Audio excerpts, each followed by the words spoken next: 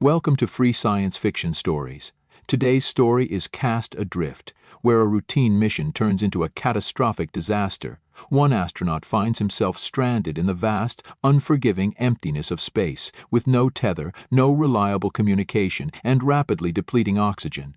His fight for survival becomes a terrifying odyssey. Cast adrift. Darkness stretched in every direction, absolute and endless. For a moment there was no up or down, no sense of self, just a yawning abyss. A distant throb of a concussion creeping through his skull. His chest felt heavy, as though a great weight pressed down on him. His breath came in short, shallow gasps. Then awareness crashed in all at once. Something was wrong. Terribly wrong. Lieutenant Carson's eyes snapped open, and his stomach lurched. He was spinning, weightless and untethered, the stars streaking across his visor in a dizzying blur. A wave of nausea rolled through him, but worse than that was the disorientation, the primal, suffocating terror of having no ground beneath him, no way to tell which direction was up or down. His HUD flashed angry red warnings across his vision. Oxygen, low, 27%. Suit integrity, compromised, seal holding. Radio, offline, transmission failure. Debris tumbled past him in slow motion. Twisted fragments of metal plating, shattered solar panels, the skeletal remains of Beta Station, the outpost he had called home. A massive rupture had torn through its structure, exposing skeletal beams and dark, gaping voids where there should have been walls. Fires flickered in the distance, dim and ghostly in the vacuum. The explosion hadn't been minor, something catastrophic had happened, and he was adrift. Carson's tether had been severed, the frayed end floating uselessly beside him, nothing to anchor him to safety. His stomach twisted at the realization. He was tumbling away from the station, momentum pulling him further into deep space.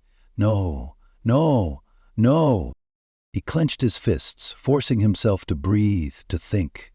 Panicking would kill him faster than the vacuum. His hands instinctively moved over his suit, checking for further damage. No breaches, no depressurization. Yet. His utility belt was still intact, and his magnetic grapple was clipped to his waist. He had to find a way back. He tried his radio. Nothing. Carson twisted, reaching for his utility belt, fingers fumbling against the compartment where his suit radio wiring lay exposed. The explosion must have knocked some wires loose, leaving him in eerie, suffocating silence. He needed to fix it. Fast. His fingers trembled as he peeled back layers of circuitry, the micro-wiring barely visible in the dim emergency glow of his HUD. He had to use the small camera on the end of his multi-tool to make repairs. The communications module was located in the backpack-like unit that also housed most of the electronics and life support systems. The silence pressed against him. The realization that there was nothing out here was getting to him. No hum of the station's engines, no chatter over the comms, no voices of his crew. Was anyone even left alive? A spark flared as he twisted two wires together, and suddenly, static hissed in his helmet. A voice, garbled and distorted, barely cut through the interference. Can any hear me? Carson's breath hitched. The station. Someone was alive. He swallowed hard and forced his voice to remain steady. This is Lieutenant Carson. I'm adrift. My tether's cut. Radio was down. I need help. Another burst of static. Then, Carson? You're alive. The voice was familiar. Monroe, the station's comm officer. I won't be for long if I can't get back, Carson said, glancing at the distance counter in his HUD. His oxygen was still dropping. He was drifting further away. Monroe's voice crackled again, tense and strained. We've got massive structural failure. Something hit us. Hard. Powers fluctuating, life supports compromised. Carson clenched his jaw. Do you know what happened? A pause. We don't know. The words hung in the dead air between them, colder than the vacuum. Carson's air supply was ticking away, 23% now. He had about 2 hours remaining if he stayed calm. I need a way back, he said, forcing his hands to move, scanning the scattered debris field around him. Monroe exhaled sharply. We don't have external control. Our docking bay's destroyed, and the shuttle was on that side. We can't send anyone after you. Carson's stomach dropped. He was on his own. His mind raced, calculating options. He had compressed air thrusters on his suit, but they weren't meant for propelling anyone with enough speed to get back to the ship in time. He still had his magnetic grapple, but that had a limited range. Then, an idea. He shifted his body, squinting through the chaos of floating wreckage. There. A rotating support beam, still connected to a drifting chunk of the station's broken superstructure. It wasn't stable, but it was moving slowly enough that he could... I see something, Carson said. I'm coming near some debris. If I can grab it, I might be able to slingshot my way around it and get back to the station. Monroe didn't answer immediately. Then, hey, worth a try. Better than dying out here without taking a shot, Carson replied. He twisted his arm, angling his magnetic grapple toward the beam that was jutting out. It was risky. If he missed, he'd burn precious time resetting and might not get another chance. He took a slow breath. No room for error. He fired the grapple. The tether shot forward, the magnetic clamps engaging with a satisfying clunk as they latched onto the beam. The force jerked him hard, nearly dislocating his shoulder, but he held on. His momentum shifted, pulling him into an arc. As he came around again, he saw the station. When he thought he was on the right trajectory, he released the clamp. His HUD displayed the distance to the station. It was decreasing. This should get you close. You'll need to make some corrections as you make your way back through the debris field, but you should make it with a few minutes of air left. His radio crackled again, Monroe's voice. But something was wrong. Carson moved with careful, deliberate motions, pulling himself forward through the graveyard of floating debris. The shattered remains of Beta Station loomed ahead, a broken husk drifting in slow, tortured rotations. Each piece of wreckage, metal plating, torn solar panels, frozen remnants of what once had been, spun lazily in the void, waiting for him to make a single misstep. His grapple clamped onto a twisted girder, the impact sending a shudder through his arm. He clenched his teeth, fighting against the growing exhaustion. Every movement burned oxygen, and his suit was already warning him, 17% remaining. No room for mistakes.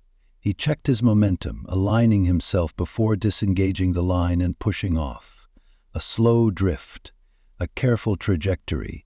He didn't need speed, he needed precision. If he missed a handhold or pushed too hard, he would be lost. As he floated through the wreckage, his radio sputtered with intermittent static. "Monroe, do you read?" Carson tried again, adjusting the suit's frequency. "I'm getting close, but something's messing with the signal." Only garbled noise answered him.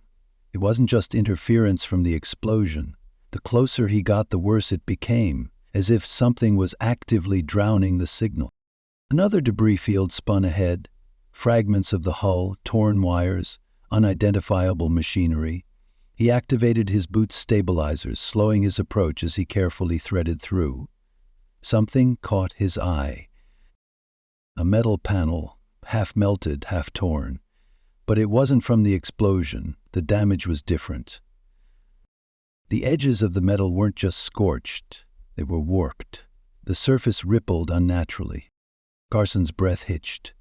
He had seen chemical burns before, had seen how radiation damages metal, causing it to become brittle. But this was something else.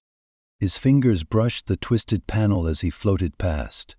The texture was rougher than it should be, like old bone rather than titanium alloy. He forced himself to keep moving. He needed air. He needed the station. But deep in the back of his mind, unease coiled around his thoughts. Something had done this. The station loomed ahead, massive, damaged, silent. The emergency strobes pulsed in slow, dying intervals, their dim red glow barely illuminating the ruined structure. The docking bay was gone, ripped apart by the initial impact. Hull fractures ran along the edges.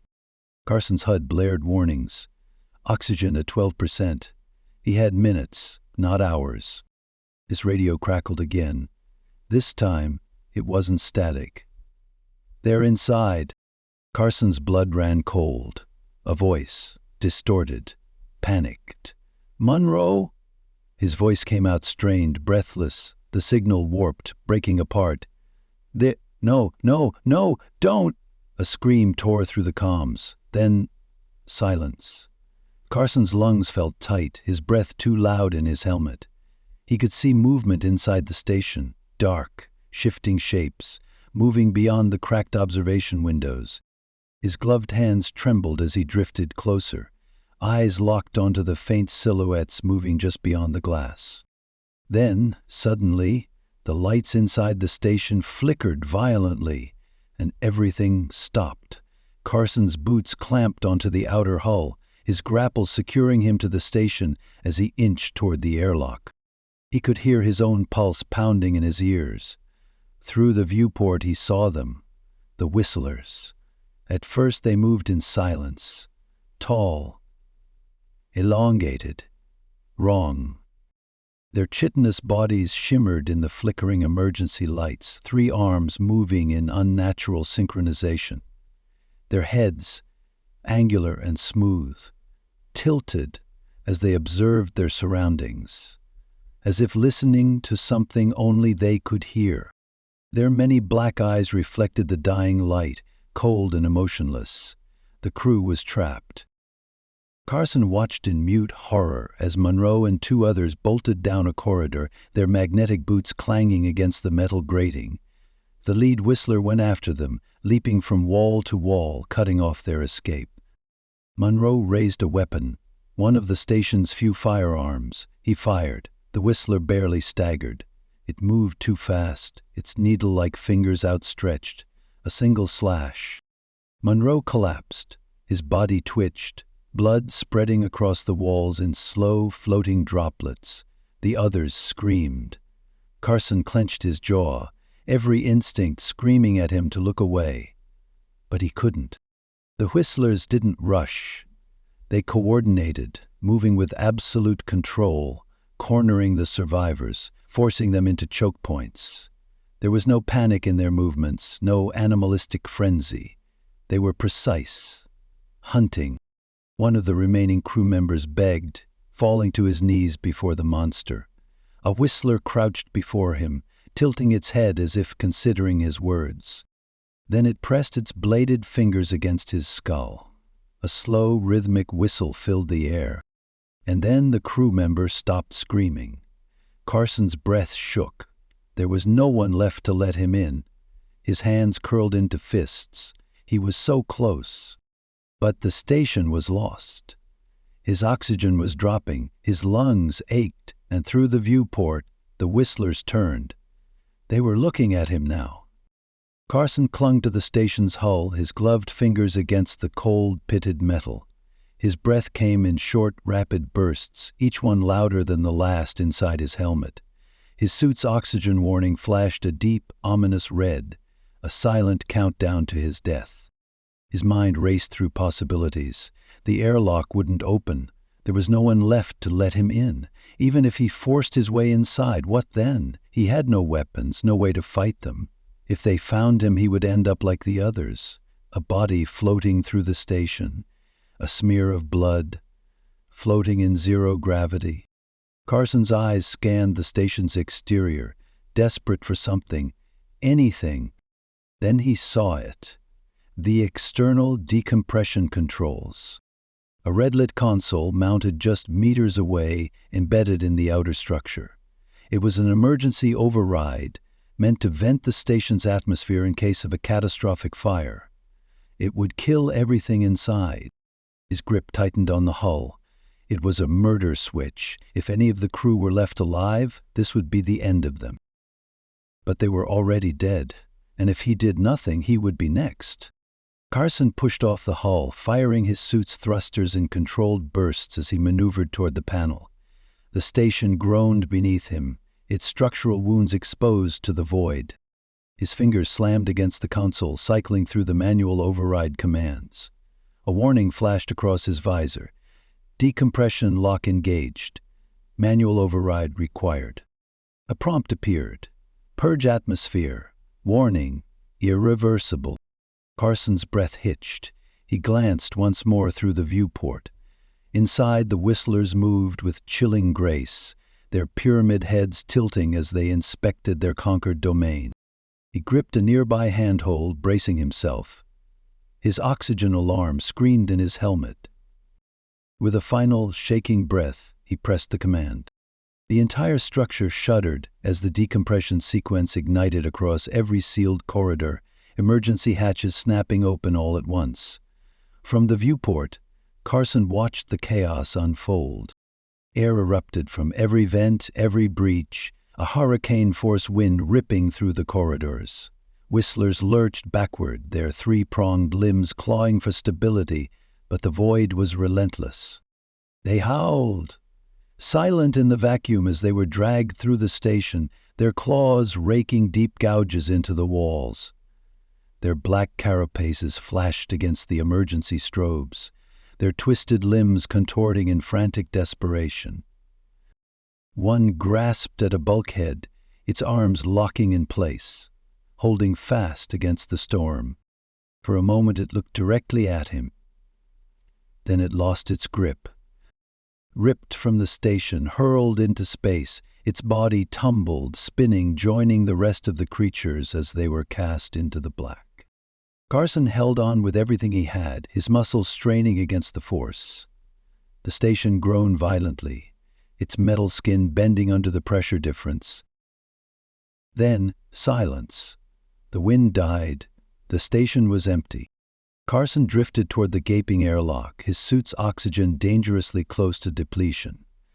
4% remaining. With trembling hands, he cycled the manual repressurization controls, his vision swimming as he forced himself inside. A rush of cold, stale air hit his suit, and for the first time in what felt like an eternity, his boots touched solid ground. His helmet hissed as he released the seal, air flooding into his lungs. He gasped, doubling over as his body fought against the suffocation.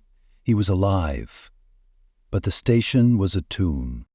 Blood stained the walls, a silent record of what had happened here. Equipment lay shattered, consoles flickered weakly, the overhead lights casting long, twitching shadows against the twisted wreckage. Carson stepped forward, his breath too loud in the hollow space. The station should have felt safe now. It didn't. He moved through the corridors, his steps cautious, controlled. Every shadow felt too deep, every bulkhead too quiet. Beta had once been alive, filled with voices, laughter, the steady hum of machinery. Now, it was just him. His fingers danced over the comm panel, desperate for a connection. Nothing. Static. His gloved hand tightened into a fist. He pulled up the station logs, searching for anything. Security feeds, recordings, transmissions. The logs were corrupted.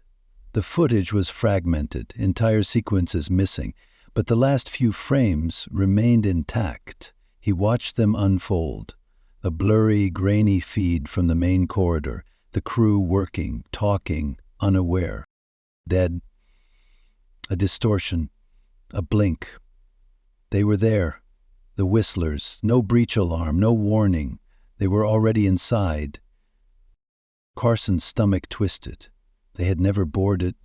They had already been here. His gaze flicked to the external camera feeds, his pulse hammering against his ribs. The bodies were still floating out there, drifting away. And then, one moved. A whistler twitched in the black, its many limbs unfurling, its head tilting back toward the station. Carson's lungs seized. They weren't dead. They were waiting. His hands moved without thought, grabbing everything he could: oxygen tanks, emergency supplies, navigation systems. He couldn't stay, he couldn't die here. His fingers flew across the controls, rerouting power to Beta's last escape pod. The hatch groaned as it opened, the pod's interior flooding with cold light. He threw himself inside, securing the harness, barely registering the station's final warning messages flashing across the console. The engines engaged. Beta Station shrank behind him, its broken silhouette receding into the abyss. The camera feed still displayed the Whistler, drifting in slow spirals, its arms stretching outward. Carson killed the screen. He was alone. Enjoy this story? Subscribe to Free Science Fiction Stories for daily sci-fi adventures.